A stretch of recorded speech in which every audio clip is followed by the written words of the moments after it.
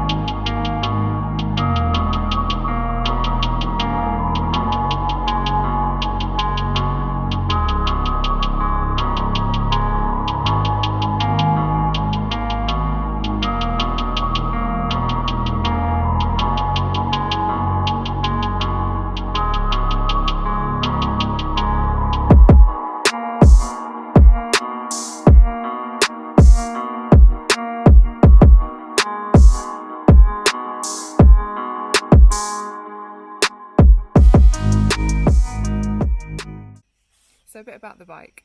The Hypermotard runs the Tesseretta 11 degree L-twin engine, and it's very punchy considering I think it's, although they call it the 950, it's more the 937cc, but it's still reaching a hefty 114 brake, and that's what, 71 foot-pounds of torque, so it goes when you want to take it anywhere.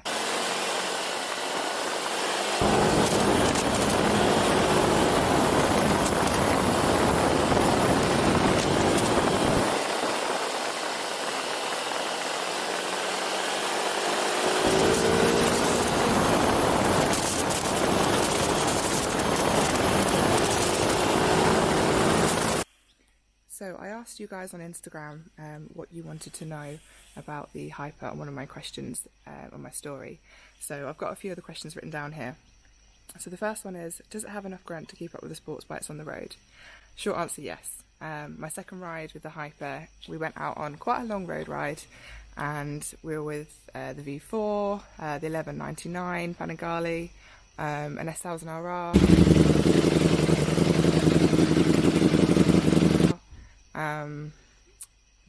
A few moments later. The Street Triple Triumph, and I think it was a Triumph Tiger as well.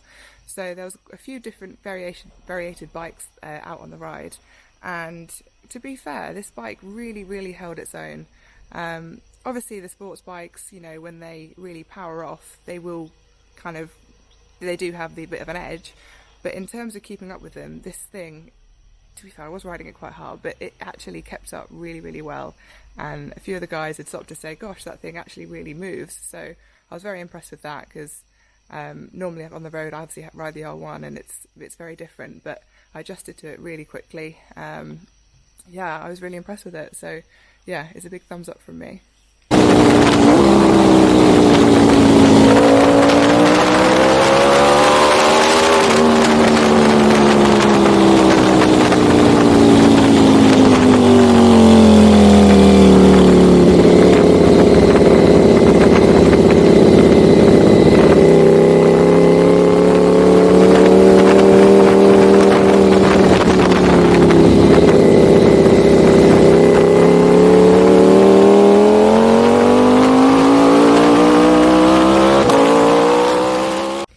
So the second question is actually similar to that.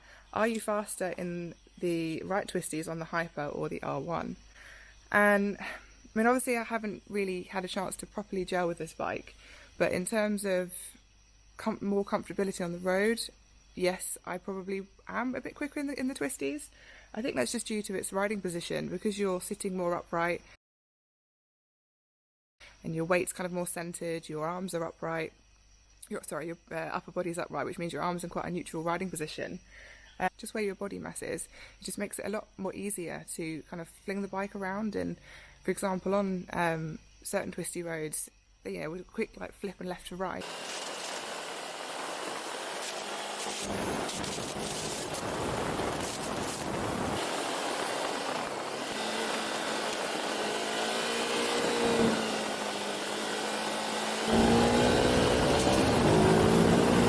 The bike just manages it really, really well. You don't think twice about coming into a corner too hot because you know that it will manage it.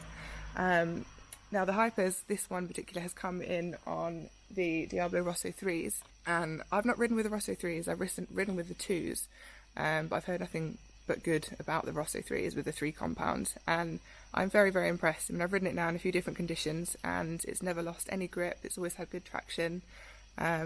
Yeah, I've ridden when it's cold, when it's dark, when it's a bit slippy, and I've never had any worries at all. So in terms of clinging it round on the road, and for example if there's loose gravel, anything like that around a corner, then you kind of just doesn't faze you. I don't know why. It's more of like I don't know whether it's the riding position or a bit of everything, but you're not fazed by it, and it's quite nice to have that feeling on the road.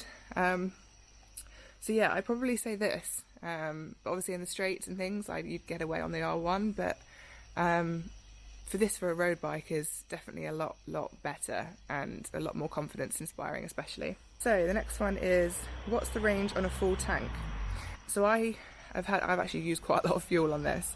So it says the tank takes 14.5 litres, but that kind of gets you about 140 miles. Obviously it depends on how you're riding, whether you're very throttle happy, if you're in the higher riding mode. Obviously it all depends on who you are and how you're riding it, but they claim it's they claim 55 miles per gallon, but obviously you can get lower than that, so they'd say roughly between 45 and 50 miles per gallon, so it's not bad considering. You know, I did one full day last weekend and only filled up once, and by the time I was on my way home the light just came on. That's one thing I'm not that happy about, but you kind of get that with these kind of bikes, is there's no fuel gauge, so I'm used to that anyway with the R1, and I know the V4 doesn't have one either. But this bike, because if I was going to have one on the road, I want to commute on it, and I think having a fuel gauge is probably quite an important thing, so that's one thing I'm not that happy about. But you kind of, if you judge how many miles you're using, you know roughly when you need to fill up anyway, and obviously your fuel light comes on, which gives you, I'm not sure what the range is, but you've got quite a lot of time to go and find a petrol station. Next one is it hyper fast? Yes, it is hyper fast. It wheelies like mad, but obviously you've got your wheelie control, so you can control that quite well. It's not an abrupt wheelie control, so when it does lift up, it slowly brings you down. It's not an abrupt slam you down, so it's not disconcerting at all. So we've ridden the bike 2-up as well, and we're very impressed with how much it pulls. Yeah, it's an incredible little bike, and I'm really, really impressed with it. What does it compare to cornering wise and comfort? So in terms of cornering wise and comfort, I mean, I haven't ridden that many upright bikes at all, so my knowledge is quite limited, and I'll openly admit that. I had the KTM 1290 Super Duke on loan last year, and that's kind of the only kind of thing in the ballpark with this, I'd say. Very similar riding position. They're a slightly different bike. Obviously the KTM's got a bit more oomph, but that's obviously due to more horsepower and bigger engine displacement. But in terms of cornering wise, I think any kind of upright bike's quite similar, I'd imagine. But the only thing I've noticed with riding the Hypermotard style bike is when you're hot on the brakes, you do notice the fork travel. So that you have to kind of take into account when you need to brake hard, that you have that a bit of a drop first. Obviously I know that can be all adjusted. I think it's adjustable on the standard 950, but I know also on the SP you get the fully adjustable Olins on front and rear as well. So the next question is, could you tour on it? I've had a few questions similar to this. So could you tour on it? Would it make a good bike to ride over the winter? And could it be a good daily commuter? My answer to those questions is simply yes. Due to its neutral riding position and just how easy it is to ride, it's a superb commuter bike. I've ridden it, well, I've done 500-600 miles on it now, and a lot of those were a long ride, and I didn't get tired at all. Every now and again towards the end I was having to stand up and kind of get the blood back in my bum, but that's due to sitting on it for all that time. But in terms of, backache, shoulder ache, neck ache, any of that, you don't you just don't get it at all. It's got to be the most comfortable bike I've ever ridden. The seat is really, really spongy, so that's a bonus. So yeah, riding in the winter, again, you've got all your different rider aids with your rider modes, and you can obviously adjust them accordingly to how bad the conditions are. So I'd say the bike has always got your back. So riding in all conditions, you know, this is the one for it, really. Question is, what's the wind like on it? So yeah, the wind is pretty intense on your upper body. When you're riding to, you know, your normal speed limits, absolutely fine. It's actually quite nice, providing it's not too cold. But no, the wind on your upper body in normal speed limits is not a problem at all. Obviously the bike hasn't got a screen at all, so you are getting a lot of wind into your face and neck. But if you go anything above, then yeah, it's pretty intense. Obviously you can try and duck and tuck in a bit to try and get out of it, but yeah, anything that if you're speeding, you will know about it. So it kind of encourages you to do short blasts as opposed to just hold it pinned for too long. And the final question is it worth a purchase? So considering the bike is, I say only, I think this is quite reasonable for what you're getting. It's only £10,995. I think you're getting an absolute steal for that. I mean, this bike, if I was in the market for a road bike, I would buy this. Probably the SP, actually, because I'm a bit of a tart. And also, the SP comes with a quick shifter. I know this is an add-on you can have on this, the standard 950, but for me, because I'm used to riding with a quick shifter, I'm also become a bit lazy, and I found myself trying to kick this up without engaging the clutch like once or twice, and I thought, oh god. So it's definitely something I'd want on the bike, and also obviously the blingy O-lins and things like that. But in terms of, you know, the basic bike itself, I honestly could not fault it. I've had numerous people ask, what do I think of it? Would I have one? And the simple answer is yes. It's been the first bike that I've got on that's not on the R1, and I really thought I'd actually buy this. There's just absolutely nothing I could fault on it. It's superb, it really is. So yeah, the only thing I probably would change is the exhaust, or take the cast off, because you want to hear that twin roar.